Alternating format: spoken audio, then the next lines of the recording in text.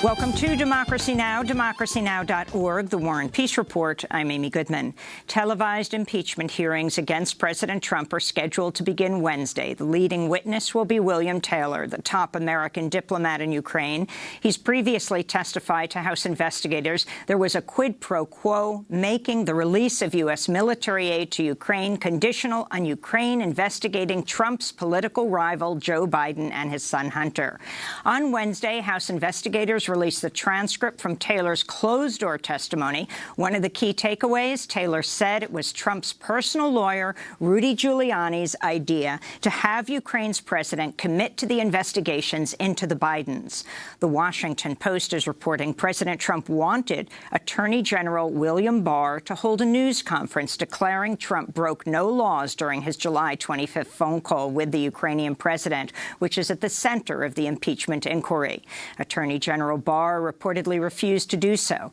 On Wednesday, President Trump lashed out at Democrats over the impeachment inquiry during a rally in Monroe, Louisiana. But Democrats must be accountable for their hoaxes and for their crimes.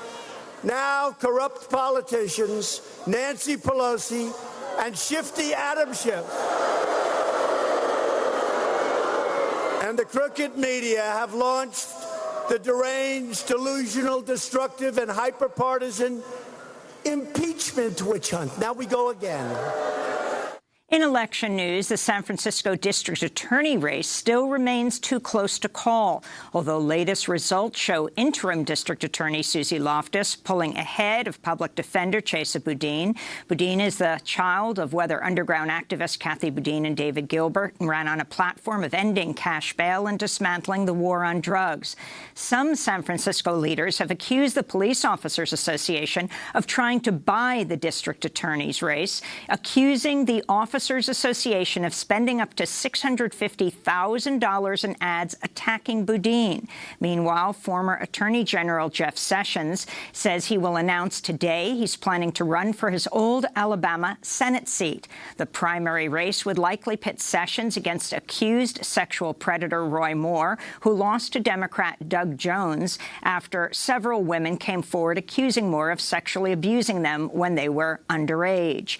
In Massachusetts, Democratic Congresswoman Ayanna Pressley has backed Senator Elizabeth Warren's presidential campaign.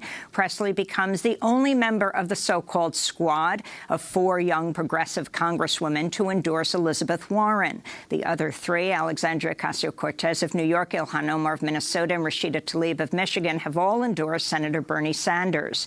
Meanwhile, Warren is continuing to come under fire from billionaires. On Wednesday, Bill Gates implied he was worried about how much money he would have left over under Warren's tax plan. The Microsoft founder has over $100 billion.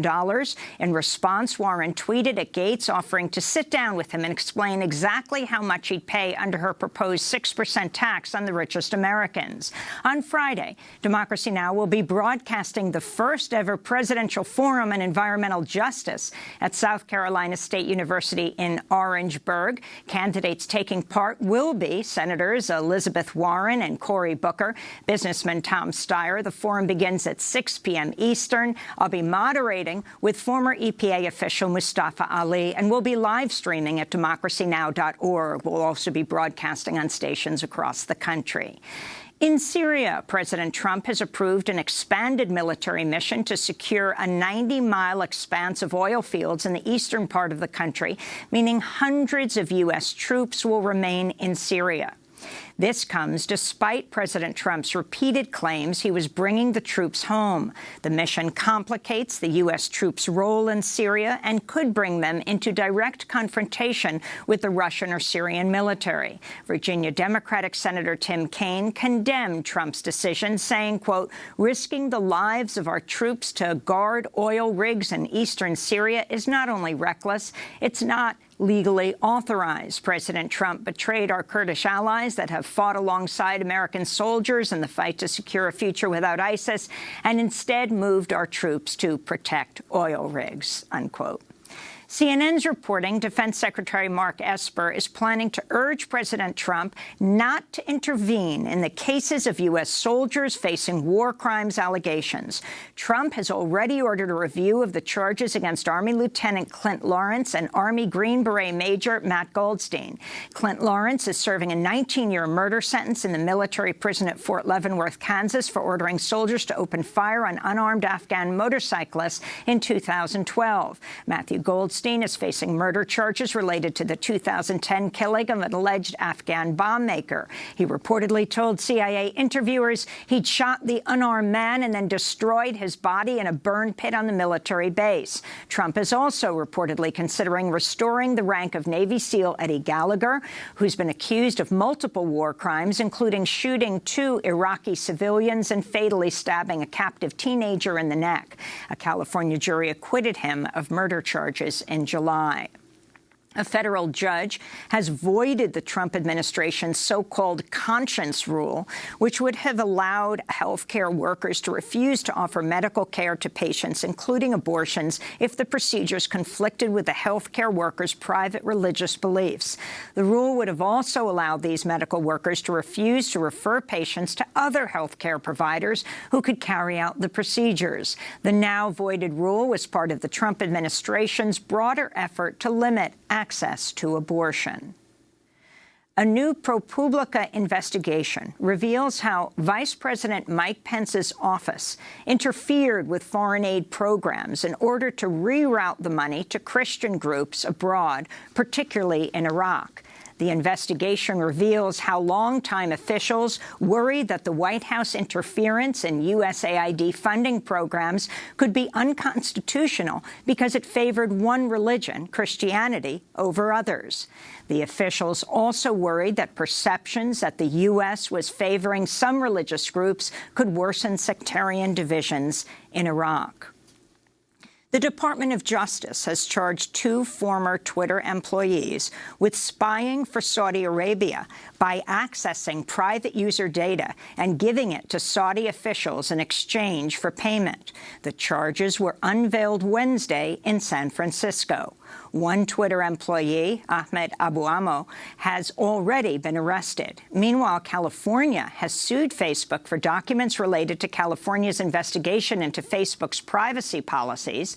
California's probe into Facebook began last year following the revelations that voter profiling company Cambridge Analytica harvested the data of more than 50 million Facebook users without their permission in efforts to sway voters to support President Donald Trump. Facebook's also paid the Federal Trade Commission $5 billion to settle a case over Facebook's data sharing with Cambridge Analytica.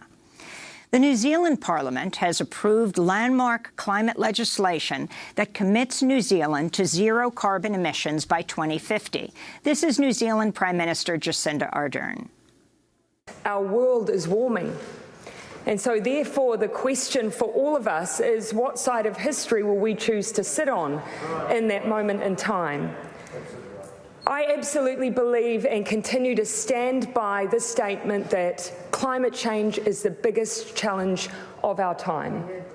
And for us here in Aotearoa, New Zealand, that means for this generation, this is our nuclear moment. In Mexico, new details are emerging about the massacre of the American Mexican Mormon family in the northern state of Sonora. 3 women and 6 children were killed when gunmen ambushed their SUVs as they traveled along the highway. Experts have determined the ammunition used in the attack was manufactured in the United States by American weapons manufacturer Remington. Mexican President Andrés Manuel López Obrador has announced he's impaneling an investigation. López Obrador ran on a campaign promise of ending Mexico's U.S.-backed drug war and improving security. But the homicide rate this year is on track to hit a record high, threatening public support for the president's long-term strategy of reducing cartel violence through social and educational programs. This is Julian LeBaron, a member of the American Mexican Mormon community. The whole family wants to know exactly who the attackers were and why they did it, and we don't want the government to manipulate the facts, and we want no lies. During yesterday morning's media conference by Mexican President Andrés Manuel López Obrador, they came out to say that the victims were in the middle of crossfire, but they don't even have the facts of what happened. We, the family, arrived at the crime scene before members from Sonora's public prosecutors arrived, who did not even show up, and public prosecutors from the state of Chihuahua, the same. We live in an area where criminals do as they wish, and authorities don't even defend women or children. Over 100 people are murdered in Mexico every day. 6 of the children survivors of the attack on the Mormon American Mexicans are in a Tucson hospital. In New York City, immigration activist Marco Saavedra is heading to his final asylum hearing today, where he'll argue his life would be at risk if he's sent to Mexico. Saavedra has been involved in several high-profile immigration actions. In 2012, he purposely got himself arrested by federal authorities to infiltrate the privately owned Broward Transitional Center in Florida, an immigration jail run by GEO, in order to investigate first-hand allegations of human rights abuses inside the secretive facility. This is Marco Saavedra explaining how he got arrested for the action.